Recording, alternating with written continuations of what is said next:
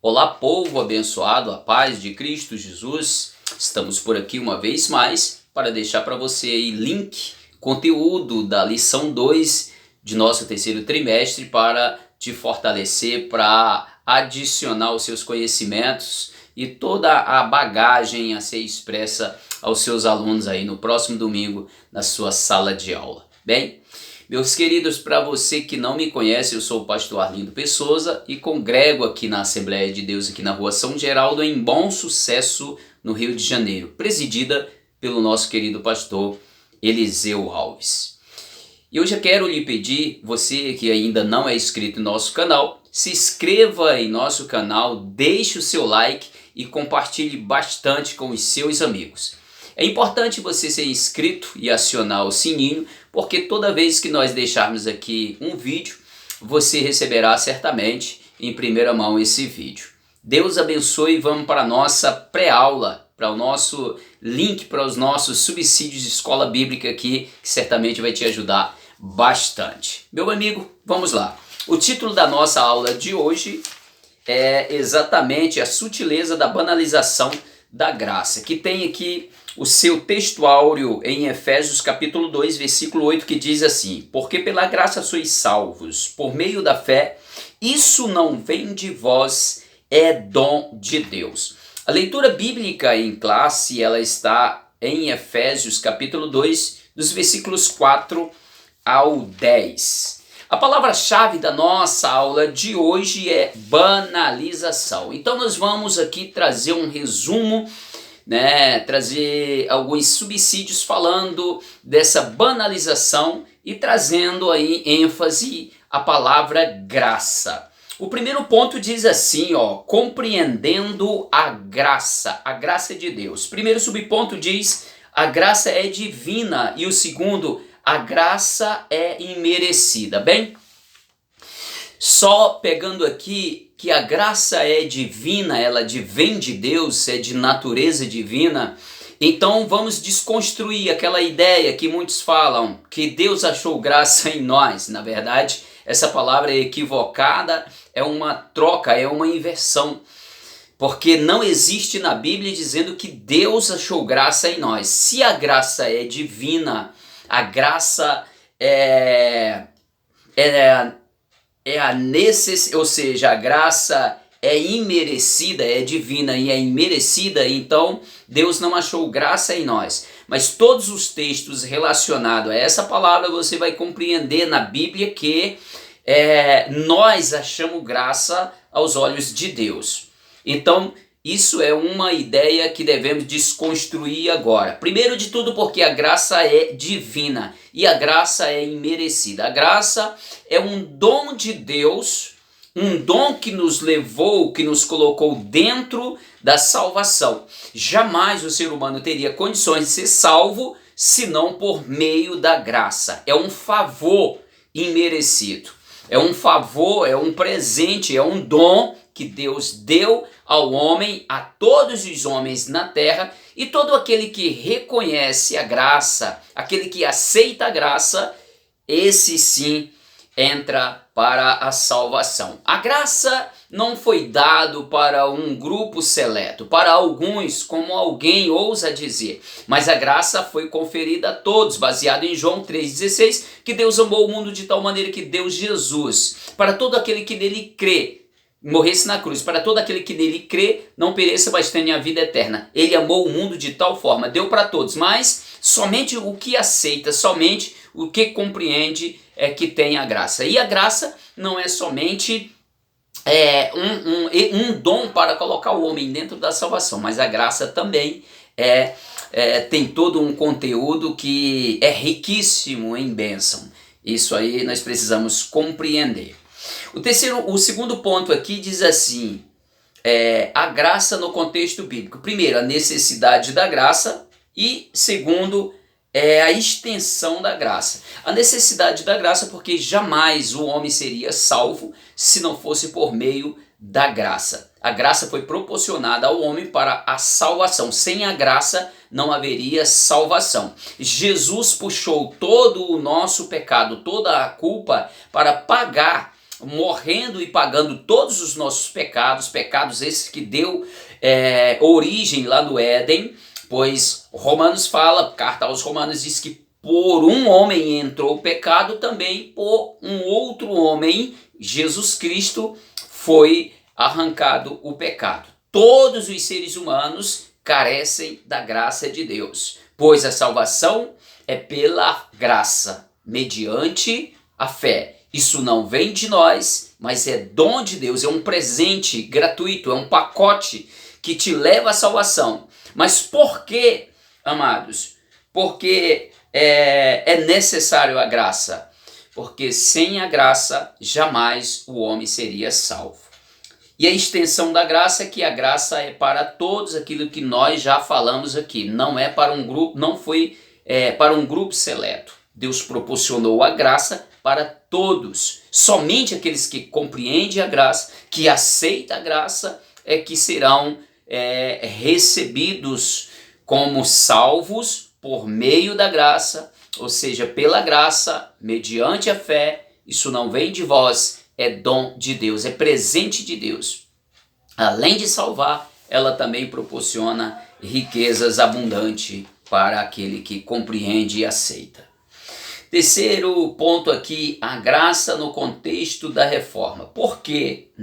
Nós temos aqui 2 subpontos que diz a corrupção da doutrina da graça e depois a restauração da doutrina da graça. Bem, a graça foi pisoteada no tempo medieval, no tempo da igreja romana, em que apresentou absurdos. Pisou no freio, deu uma equilibrada, porque foi esculachado, foi de uma forma assim desmascarada, os abusos, os despautério, como dizem, cometido pela igreja naquele tempo, pois foi colocado uma ideia da salvação meritória. Os homens compravam o direito da salvação, criaram indulgência, compravam pedaços de coisas ditas sagradas, relíquias, e tudo isso para angariar finanças. Tinham outro interesse. E colocaram o discurso, a autoridade da igreja, a autoridade papal naquele tempo, equiparada à altura da Bíblia. Teria a mesma altura, a ponto de dizer que o Papa é escatedra, ou seja, o que sai do discurso papal é doutrina, vem de Deus, é revelação do céu, é doutrina angelical. Então foi coisas absurdas. Porém, nós entendemos aqui que a restauração da doutrina da graça foi restituída. Foi restituída porque Deus levanta um homem da escola agostiniana, saber Martinho Lutero, e já tinha um berço preparado para esta reforma. E ele, lendo a palavra de Deus, especificamente a carta de Paulo aos Romanos, no capítulo 1, versículos 16 e 17, ele descobre que a salvação não é meritória, a salvação não é por obras, a salvação é pela graça. A salvação, o homem viveria pela fé. Se ele cresce, ele acreditasse, esse viveria pela fé e não pelas obras. E ali foi levantado, foi dado o pontapé inicial para a reforma protestante, onde nós conhecemos aqui toda a história.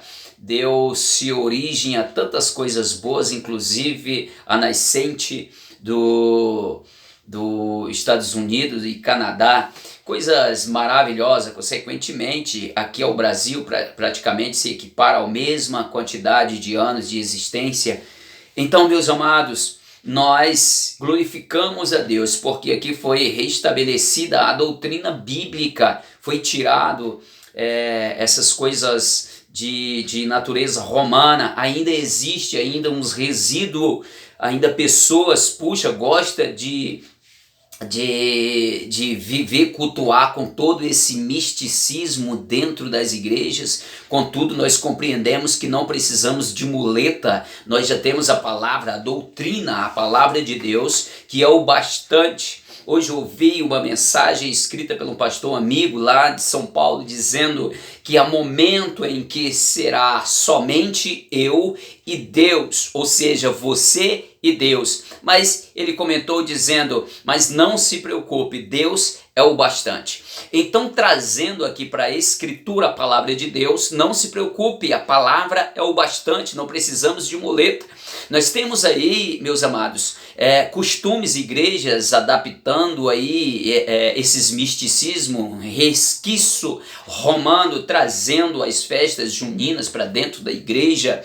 Eu particularmente não concordo com esta ideia. Pode, quem quiser me chamar de quadrado, chame, mas eu respeito o esforço da reforma protestante, esses homens que passaram pelo vale da sombra da morte, outros morreram por um propósito aqui relevante, nobre, de reforma, novamente trazer a doutrina da graça, valorizar o que o Senhor proporcionou. Então eu respeito isso. Então, festa junina, termina as festas juninas, acaba o mês de junho, coloca festa junina, depois agostina, setelbina, setelbina foi pela minha conta, mas por aí vai, meus amados. Isso nós não precisamos destas muletas, precisa tão somente da palavra de Deus.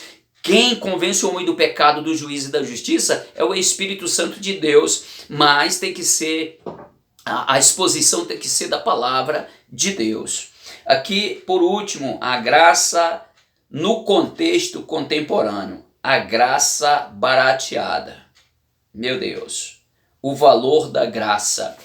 Primeiro, a graça barateada. Graça barateada, como assim, meus queridos? É como se a graça, viver dentro da graça, ter a salvação por meio da graça, pela graça mediante a fé, parece que nós banalizamos o valor desta graça, parece que por alcançar a salvação como um dom, um presente imerecido, parece que não precisa mais fazer nada. É interessante que nós, para todos aqueles que têm uma compreensão, um bom senso, sabe que quando somos integrados a uma sociedade, essa sociedade dentro da sua estrutura cultural, moral, ela exige de nós um padrão de vida, ela exige de nós um padrão de conduta.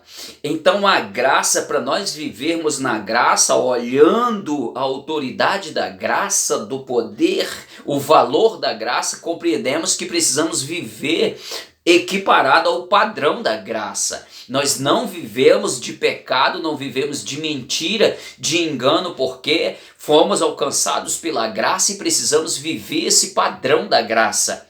Isso é fácil compreendermos para todo aquele que tem bom senso, compreensão das coisas de Deus. O valor da graça, devemos valorizar esse presente que Deus nos deu. Quando alguém te dá um presente, você joga aquele presente em qualquer lugar. Se aquele que te deu o presente vier te visitar, vier à tua casa e ver que você jogou o presente no lixo, ou está jogado cheio de poeira, você não faz uso, não preza por aquele presente que lhe foi dado, certamente aquele que presenteou nunca mais vai te dar outro presente, porque ele ficará triste pelo mau uso, pelo cuidado, que não existe cuidado nenhum, porque você desvalorizou o padrão do presente.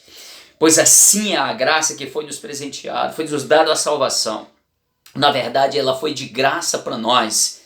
Ela não tem preço para nós, ela tem valor. Quem valoriza a graça sabe do preço que alguém pagou. Para Jesus teve um preço, a vida e todo o seu sangue. Para nós não tem preço, porque não precisa pagar, foi gratuita, mas ela tem valor. Qual o valor que você dá para a graça? Porque ela tem um preço, para Jesus teve um preço muito caro. Qual o valor que você dá para a graça de Cristo Jesus? Não aceite baratear a graça, não aceite banalizar a graça. Ela é de graça para mim, para você, mas para Jesus foi um preço pago muito caro. Meus amados, esta é a porção de hoje. Adicione ao seu conteúdo já estudado e compartilhe com seus alunos aí no próximo domingo na sua sala de aula. Deus abençoe e até a próxima, assim querendo o nosso Deus.